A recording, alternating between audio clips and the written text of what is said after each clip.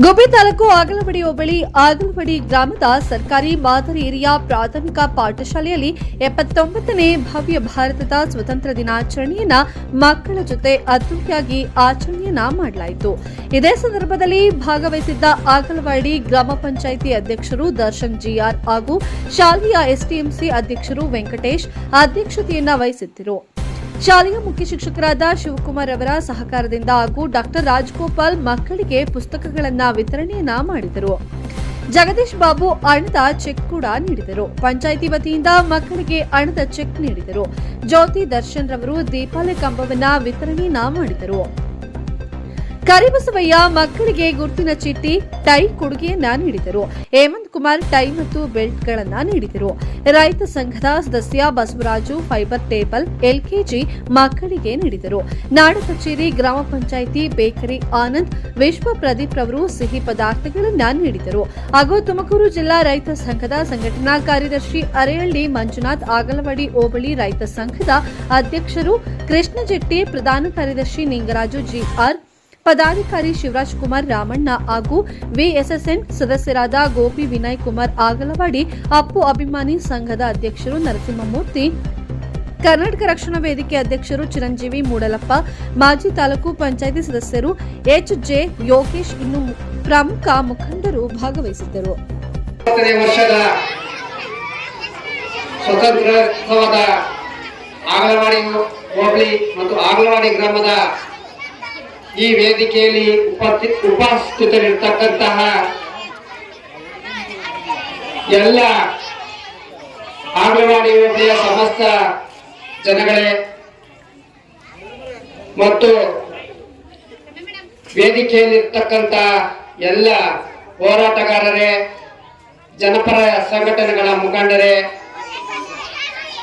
ನನ್ನ ನೆಚ್ಚಿನ ವಿದ್ಯಾರ್ಥಿಗಳೇ, ಮುಖ್ಯ ಶಿಕ್ಷಕರೇ, ಎಲ್ಲ ಅಂಗನವಾಡಿ ಅಕ್ಷರದ ದಾಸೋಹದ ಎಲ್ಲ ಸಿಬ್ಬಂದಿ ವರ್ಗದವರೇ ಮತ್ತು ನನ್ನ ಆತ್ಮೀಯ ಸ್ನೇಹಿತರಾದ ಬಿಕೆಪಿ ನ್ಯೂಸ್ನ ಫೈರೋಜ್ ಸಾಹೇಬ್ರೆ, ವಿದ್ಯಾರ್ಥಿಗಳು ಗಲಾಟೆ ಮಾಡಬಾರ್ದು. ಸ್ನೇಹಿತರೆ, ನಮ್ಮ ದೇಶಕ್ಕೆ 79ನೇ ವರ್ಷದ ಈ ಒಂದು ಸ್ವತಂತ್ರ ದಿನಾಚರಣೆಯನ್ನ ಕಾಶ್ಮೀರದಿಂದ ದೊಡ್ಡ ತುಡಿ ಕನ್ಯಾಕುಮಾರಿಯವರೆಗೂ ಇವತ್ತು ರಾಷ್ಟ್ರೀಯ ಹಬ್ಬವಾಗಿ ಆಚರಿಸ್ತಾ ಇದ್ದೀವಿ. ಮೊದಲೇಕೆ ಸ್ವತಂತ್ರ ದಿನಾಚರಣೆಯನ್ನು ಆಚರಿಸ್ತಿಲ್ವಾ?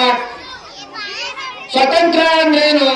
ನಾನು ನಿಮ್ಗೊಂದು ಪ್ರಶ್ನೆ ಕೇಳ್ತೀನಿ, ಯಾರಾದ್ರೂ ಹೇಳಿ ವಿದ್ಯಾರ್ಥಿಗಳೇ, ಸ್ವತಂತ್ರ ಅಂದ್ರೆ ಏನು? ಯಾರಾದ್ರೂ ಹೇಳ್ತೀರ ಸ್ವತಂತ್ರ ಅಂದ್ರೆ ಏನು ಅಂತ? ಯಾರಪ್ಪ? ಸ್ವತಂತ್ರ ಅಂದ್ರೆ ಏನು? ಯಾರಾದ್ರೂ ಹೇಳ್ತೀರಾ?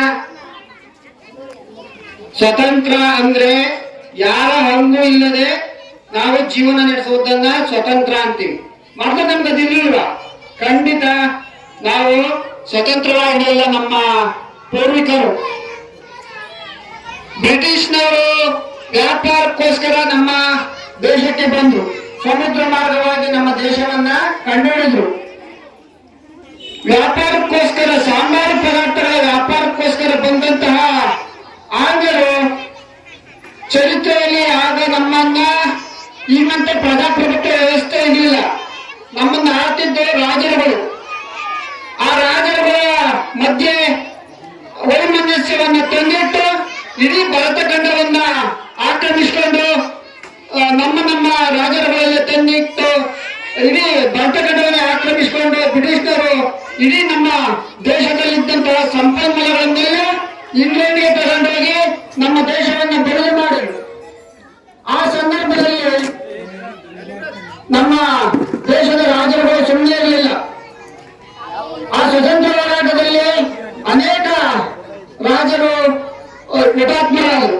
ಉದಾಹರಣೆಗೆ ಕಿತ್ತೂರು ರಾಣಿ ಚೆನ್ನಮ್ಮ, ಸಂಗೊಳ್ಳಿ ರಾಯಣ್ಣ, ಹೀಗೆ ಅನೇಕ ರಾಜರುಗಳು ಚರಿತ್ರೆಯಲ್ಲಿ ಈ ಬ್ರಿಟಿಷರ ವಿರುದ್ಧ ಹೋರಾಡಿ ಅವರ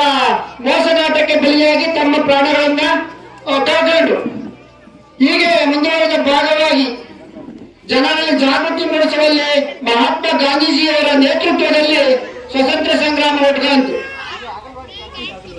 ಸ್ವಾತಂತ್ರ್ಯ ಸಂಗ್ರಾಮದಲ್ಲಿ ಮಹಾತ್ಮ ಗಾಂಧೀಜಿಯವರು ಉಪವಾಸ ಸತ್ಯಾಗ್ರಹದಿಂದ ನಮ್ಮ ದೇಶಕ್ಕೆ ಸ್ವತಂತ್ರವನ್ನು ತಂದುಕೊಟ್ಟಿರ್ತಕ್ಕಂಥದ್ದು ನೀವು ಎಲ್ಲರೂ ಸಹ ಪಠ್ಯದಲ್ಲಿ ಕೇಳಿದಿರ.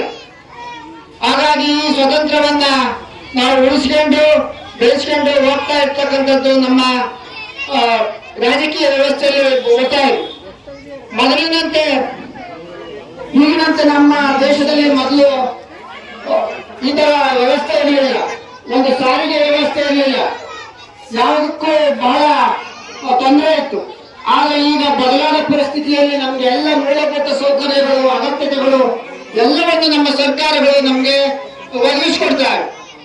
ಮೊದಲು ಹಿಂದೆ ಸ್ವತಂತ್ರ ಬಂದ ನಂತರವೂ ಸಹ ಊಟಕ್ಕೂ ಸಹ ಬಹಳ ತೊಂದರೆ ಇತ್ತು. ನಮ್ಮ ತಂದೆ ತಾಯಿಗಳು ನಮ್ಮ ಪೂರ್ವಜರು ಹೇಳ್ತಾರೆ, ನಾವು ಊಟಕ್ಕೋಸ್ಕರ ಜೀತ ಪದ್ಧತಿಯನ್ನು ಮಾಡ್ತಿದ್ದು, ಬೇರೆಯವ್ರ ಮನೆಯಲ್ಲಿ ಸಂಬಳಿಸಿದ್ದು ಅಂತ ಎಲ್ಲ ಹೇಳ್ತಾರೆ. ಹಾಗಾಗಿ ಈಗಿನ ವ್ಯವಸ್ಥೆ ಬದಲಾಗಿದೆ ಅಂತ ಹೇಳ್ತಾ ವಿದ್ಯಾರ್ಥಿಗಳು ಬಹಳ ಚೆನ್ನಾಗಿ ಶಿಕ್ಷಕರು ಶಿಸ್ತನ್ನು ಕಲಿಸಿದ್ದಾರೆ. ಎಲ್ಲ ಒಂದೇ ಸಮವಸ್ತ್ರ ಧರಿಸಿ ಕಿತ್ತೂರು ರಾಣಿ ಚೆನ್ನಮ್ಮ ವೇಷ, ಸುಭಾಷ್ ಚಂದ್ರ ಬೋಸ್ ಎಲ್ಲ ವೇಷ ಚೆನ್ನಾಗಿ ಕೊಟ್ಟು ಬಹಳ ಶಿಸ್ತನ್ನು ಕಲಿಸಿದ್ದಾರೆ. ಅವ್ರಿಗೂ ಸಹ ಒಂದು ವಂದನೆಗಳನ್ನು ಹೇಳುತ್ತಾ ಈ ಎರಡು ಮಾತುಗಳನ್ನು ಆಡಲು ಅವಕಾಶ ಕೊಟ್ಟಂತ ನಿಮ್ಮ ಭಾರತ್ ಮಾತಾ ಕಿ ಶಾಂತಿ ಶಾಂತಿ ಶಾಂತಿ. ಏನೇ ಬರಲಿ ಏನೇ ಬರಲಿ. ಪ್ರೀತಿಯ ಮಕ್ಕಳೇ, ಮುಂದಿನ ಉಜ್ವಲ ಭವಿಷ್ಯವನ್ನು ಬೆಳಗುವಂತ ಕಣ್ಮಿಡಿಗಳೇ, ಈ ದಿವಸ 69ನೇ ಸ್ವಾತಂತ್ರ್ಯೋತ್ಸವವನ್ನು ಇಡೀ 79ನೇ ದಿನಾಚರಣೆಯನ್ನು ನಾವು ಆಚರಣೆ ಮಾಡ್ತಿದ್ದೇವೆ. ಹಾಗಾಗಿ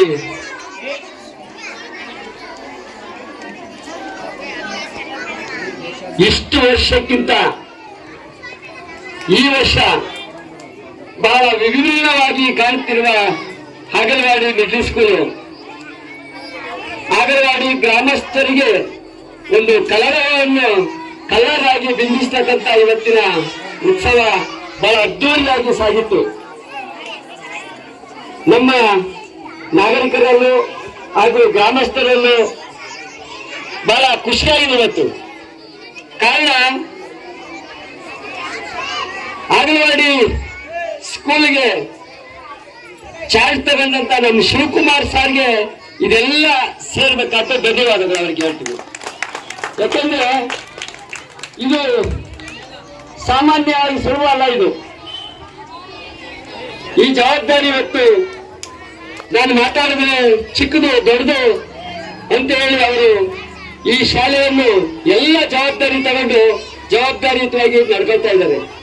ಎಲ್ಲರನ್ನು ವಿಶ್ವಾಸಕ್ಕೆ ತಗೊಂಡು ಎಲ್ಲ ಸಂಘ ಸಂಸ್ಥೆಯನ್ನು ಎಲ್ಲ ಗ್ರಾಮಸ್ಥರನ್ನು ಪ್ರೀತಿಯಾಗಿ ಅವರ ಮನಸ್ಸೆಂದು ಈ ದೊಡ್ಡ ಸಂಖ್ಯೆಯನ್ನ ಸಂಪಾದನೆ ಮಾಡಿರ್ತಕ್ಕಂಥ ಶಿವಕುಮಾರ್ ಸರ್ಗೆ ಮತ್ತೊಮ್ಮೆ ನಮ್ಮ ರೈತ ಸಂಘದ ಕಡೆಯಿಂದ ಧನ್ಯವಾದಗಳನ್ನು ಅರ್ಪಿಸ್ತೇವೆ.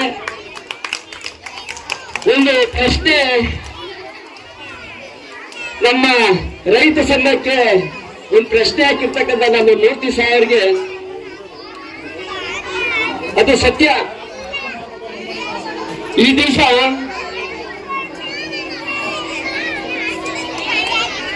ಇದಕ್ಕಿಂತ ಹೆಚ್ಚಿಗೆ ನಾವು ಸಂಭ್ರಮವನ್ನ ಕಾಣ್ತಿದ್ವಿ. ಅದರ ಅರ್ಧ ಭಾಗವನ್ನ ನಾವು ಕಳ್ಕೊಂಡಿದ್ದೀವಿ. ಇವತ್ತು ನುಕ್ಸಾನ್ ಆಗಿರೋದು ನಮ್ಮ ಮಕ್ಕಳಿಗೆ, ನಮ್ಮ ಗ್ರಾಮಸ್ಥರಿಗೆ, ನಮ್ಮ ರೈತ ಬಾಂಧವರಿಗೆ. ಏನಪ್ಪಾ ಅದು ಅಂತಂದ್ರೆ, ಪಕ್ಕದಲ್ಲಿ ಇರ್ತಕ್ಕಂಥ ಹೈಸ್ಕೂಲು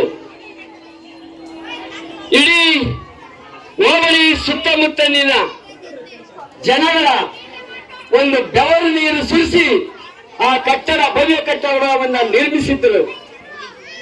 ಒಂದೊಂದು ಸೈಜ್ಗಳನ್ನು ತಂದು ಆ ಕಟ್ಟಡವನ್ನು ಕಟ್ಟಿರ್ತಾರೆ. ಆ ಕಟ್ಟಡಕ್ಕೆ ಇವತ್ತು ಬೀಗ ಹಾಕಂಗೆ ಮಾಡಿರೋದು ಕೆಲವರು ಮಾತ್ರ ಅಂತ ನಾನು ಹೇಳಲಿಕ್ಕೆ ಇಚ್ಛೆ ಪಡ್ತೀನಿ. ಈಗ ಸ್ನೇಹಿತರೆ, ಬಂಧುಗಳೇ, ನನ್ನ ಪ್ರೀತಿಯ ವಿದ್ಯಾರ್ಥಿ ಮಿತ್ರರೇ ಹಾಗೂ ಈ ಶಾಲೆಯಲ್ಲಿ ಕರ್ತವ್ಯ ನಿರ್ವಹಿಸ್ತಾ ಇರ್ತಕ್ಕಂಥ ಮುಖ್ಯೋಪಾಧ್ಯಾಯರೇ ಹಾಗೂ ಅವರ ಸಹೋಪಾಧ್ಯಾಯರುಗಳೇ, ಇವತ್ತು ನಾವು ನಮ್ಮ ಭಾರತ ದೇಶದ 79ನೇ ಸ್ವಾತಂತ್ರ್ಯೋತ್ಸವ ದಿನಾಚರಣೆಯನ್ನು ಬಹಳ ಸಂತೋಷದಿಂದ, ಸಡಗರದಿಂದ, ಉತ್ಸಾಹದಿಂದ ಆಚರಣೆ ಮಾಡ್ತಾ ಇದ್ದೀವಿ. ಇದಕ್ಕೆ ಮೂಲ ಕಾರಣ ಬ್ರಿಟಿಷರ ದಾಸ್ಯದ ಸಂಕೋಲೆಗಳಿಂದ ಬಂಧಿತವಾಗಿದ್ದಂತಹ ಭಾರತವನ್ನು ಬಿಡುಗಡೆ ಮಾಡಿ ಅನೇಕ ಜನರು ಹುತಾತ್ಮರಾದರು. ಅವರೆಲ್ಲರ ಪರಿಶ್ರಮದ ಫಲವಾಗಿ ಇವತ್ತು ನಾವು ಈ ಸ್ವಾತಂತ್ರ್ಯೋತ್ಸವವನ್ನು ಆಚರಣೆ ಮಾಡ್ತಾ ಇದ್ದೀವಿ. ಇದು ಕೇವಲ ಆಚರಣೆ ಅಲ್ಲ, ನಮ್ಮ ದೈನಿಕ ಜೀವನದಲ್ಲಿ ಪ್ರತಿಯೊಬ್ಬರು ಅಳವಡಿಸಿಕೊಳ್ಬೇಕಾದಂತಹ ಒಂದು ಸಂದರ್ಭ. ಇಲ್ಲಿ ತುಂಬಾ ವಿದ್ಯಾರ್ಥಿಗಳು ಚಿಕ್ಕ ವಯಸ್ಸಿನವರಾಗಿರೋದ್ರಿಂದ ಸ್ವಾತಂತ್ರ್ಯ ಅಂದ್ರೆ ಏನು, ಅದು ಹೇಗೆ ಬಂತು, ಅದನ್ನು ನಾವು ಹೇಗೆ ಆಚರಣೆ ಮಾಡಬೇಕು, ಅದರಿಂದ ನಮಗೆ ಆಗ್ತಾ ಇರ್ತಕ್ಕಂಥ ಫಲಗಳೇನು ಅನ್ನೋದನ್ನ ಅರ್ಥ ಮಾಡ್ಕೊಳ್ಳೋಷ್ಟು ಶಕ್ತಿ ಪಾಪ ಅವ್ರಿಗಿನ್ನೂ ಇಲ್ಲ. ಹಾಗಾಗಿ ವಿದ್ಯಾರ್ಥಿಗಳಿಗೆ ಒಳ್ಳೆ ಟೈಮಿಂಗ್ ತಮ್ಮಂದಿಕ್ಕಪ್ಪ ನೀವು ಅವರು ಹಾಗೆ ಅರ್ಥವಾಗ್ತಕ್ಕಂಥ ಕೆಲವು ಮಾತುಗಳನ್ನು ಮಾತ್ರ ನಾನು ಈ ಸಂದರ್ಭದಲ್ಲಿ ಹೇಳಲಿಕ್ಕೆ ಇಚ್ಛೆ ಪಡ್ತೀನಿ. ಪ್ರೀತಿಯ ವಿದ್ಯಾರ್ಥಿಗಳೇ, 79ನೇ ಸ್ವಾತಂತ್ರ್ಯ ದಿನಾಚರಣೆಯ ಹಬ್ಬದ ಶುಭಾಶಯಗಳನ್ನು ಅರ್ಪಿಸುತ್ತಾ ಈ ಶಾಲೆಯ ಮುಖ್ಯ ಶಿಕ್ಷಕರಾಗಿರ್ತಕ್ಕಂಥ ಶಿವಕುಮಾರ್ ಸರ್ ಅವರಿಗೆ ಹಾಗೂ ಸಿಬ್ಬಂದಿ ವರ್ಗದವರಿಗೆ, ಪುಟಾಣಿ ಮಕ್ಕಳಿಗೆ ಇವತ್ತು 79ನೇ ಸ್ವಾತಂತ್ರ್ಯ ದಿನಾಚರಣೆಯಲ್ಲಿ ಬಂದರೂ ನಮ್ಮ ಎಲ್ಲರ ಪ್ರೀತಿಯ ಹೆಮ್ಮೆಯ ಸ್ವಾಗತ ಮಾಡಬೇಕಾಗಿದೆ. ಇದೇ ಸಂದರ್ಭದಲ್ಲಿ ಪುಟಾಣಿ ಮಕ್ಕಳು, ಸರ್ಕಾರಿ ಹಿರಿಯ ಶಾಲೆಯ ಮಕ್ಕಳು ಇವತ್ತು ಇಂಗ್ಲಿಷಲ್ಲಿ ನಮ್ಮ ಸಂವಿಧಾನದ ಪೀಠಿಕೆಯನ್ನು ಓದ್ತಾರೆ ಅಂದರೆ ನಮ್ದು ಯಾವುದೇ ಕರ್ನಾಟಕದಲ್ಲಾಗಲಿ, ಯಾವುದೇ ಒಂದು ಡಿಸ್ಟಿಕ್ನಲ್ಲಾಗಲಿ, ರಾಜ್ಯದಲ್ಲಾಗಲಿ ಇಂಗ್ಲಿಷ್ ಸ್ಪೀಕಿಂಗ್ ಕನ್ನಡ ಶಾಲೆಗಳಲ್ಲಿ ಇವತ್ತು ನಿರಂತರವಾಗಿ ಒಂದು ಸಂವಿಧಾನ ಪೀಠಿಕೆಯನ್ನು ಮಾತಾಡ್ತಾರೆ ಅಂದರೆ ತುಂಬ ನಮಗೆ ಸಂತೋಷ ಆಯಿತು. ಅದೇ ರೀತಿ ನಮ್ಮ ಸ್ವಾತಂತ್ರ್ಯ ತ್ರಿವರ್ಣ ಧ್ವಜನ ಉದ್ಘಾಟನೆ ಮಾಡಬೇಕಾದ್ರೆ, ಫ್ಲಾಗ್ ಹಾರಿಸಬೇಕಾದ್ರೆ ನಮ್ಮ ಈ ಒಂದು ದೇಶಕ್ಕೆ, ಭಾರತ ದೇಶಕ್ಕೆ ಸಾವಿರಾರು ಲಕ್ಷಾಂತರ ನಮ್ಮ ಭಾರತದ ಸೈನಿಕರಾಗಿರ್ಬೋದು, ನಮ್ಮ ಪ್ರಜೆಗಳಾಗಿರ್ಬೋದು, ಇವತ್ತು ನಮ್ಮ ಗಾಂಧೀಜಿಯವರು ಸ್ವಾತಂತ್ರ್ಯ ತಂದಿರ್ಬೋದು. ಆದರೆ ಸ್ವಾತಂತ್ರ್ಯ ತಂದ್ರೆ ಎಷ್ಟು ಮುಖ್ಯನೋ ನಮಗೆ ಆದರೂ ಸಹ, ಸ್ವಾತಂತ್ರ್ಯ ಬಂದಿದ್ರೂ ಸಹ ನಮ್ಗೆ ಇದುವರೆಗೂ ನಮಗೆ ಸಮಾನತೆ ಇನ್ನೂ ಸಿಕ್ಕಿಲ್ಲ. ಯಾಕೆ ಅಂತಂದರೆ ಸಿಗಬೇಕಾಗಿರೋದು ನಮ್ಮ ರಾಜಕಾರಣಿಗಳ ಕೈವಾಡ ಹಾಗೂ ಅಧಿಕಾರಿಗಳ ಒಂದು ಮನಸ್ಥಿತಿ. ಇವರಿಬ್ಬರು ಹೆಂಗಾಗಿದ್ದಾರೆ ಅಂದರೆ ಇವತ್ತಿನ ವಾಸ್ತು ಸ್ಥಿತಿನಿಗೆ ಗಂಡ ಹೆಂಡತಿ ಆಗಿದ್ದಾರೆ. ರಾಜಕಾರಣಿಗಳು ಗಂಡ, ಅಧಿಕಾರಿಗಳು ಹೆಂಡತಿಗಳಾಗಿದ್ದಾರೆ. ಹಂಗಾಗಿ ಇವ್ರ ಮಾತು ಅವರು, ಅವ್ರ ಮಾತು ಇವರು ಪಾಲನೆ ಮಾಡ್ಕೊಂಡು ಹೋಗ್ತಾರೆ. ಬಿಟ್ರೆ ಬಡವರ ಬಗ್ಗರ ಜೀವನ ಬೆಳೀತಾರ, ಕಷ್ಟ ಸಮಸ್ಯೆಗಳನ್ನ ಬಗೆಹರಿಸಂತಾರೆ ಯಾರು ಇಲ್ಲ.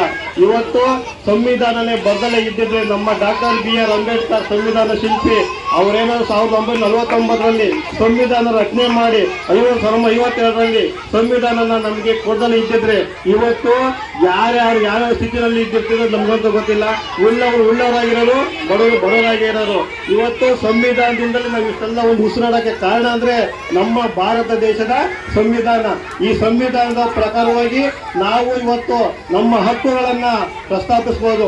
ನಾವು ಎಂತ ದೊಡ್ಡ ವ್ಯಕ್ತಿಗಳಾಗಿರ್ಬೋದು, ಅಂತಾಗೆ ಪ್ರಶ್ನೆ ಮಾಡುವಂತ ಅಧಿಕಾರ ಹಕ್ಕನ್ನ ಕೊಟ್ಟಿರೋದು ಇನ್ಯಾರು ಇಲ್ಲ, ನಮ್ಮ ಡಾಕ್ಟರ್ BR ಅಂಬೇಡ್ಕರ್ ಅವ್ರನ್ನ ಇವತ್ತು ಪ್ರತಿಯೊಂದು ಇವತ್ತು ಕೆಲವರು ಬೇರೆ ಬೇರೆ ವ್ಯಕ್ತಿಗಳನ್ನ ಮನೆಯಲ್ಲಿ ಫೋಟೋ ಇಟ್ಕೊಂಡು ಪೂಜೆ ಮಾಡ್ತಾರೆ. ಅದಲ್ಲ, ನಾನು ಒಬ್ಬ ವ್ಯಕ್ತಿ ಬಗ್ಗೆ ಮಾತಾಡಿದ್ದಲ್ಲ.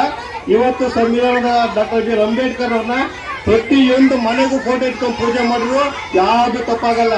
ಇವತ್ತು ನಮ್ಮ ದೇಶ ಸುಂದರವಾದ ಭವ್ಯ ಭಾರತ ಆಗಿ ನಾವಿವತ್ತು ಈ ಮಣ್ಣಲ್ಲಿ ಹುಟ್ಟುವುದು ನಮ್ಮೆಲ್ಲರ ಪುಣ್ಯ.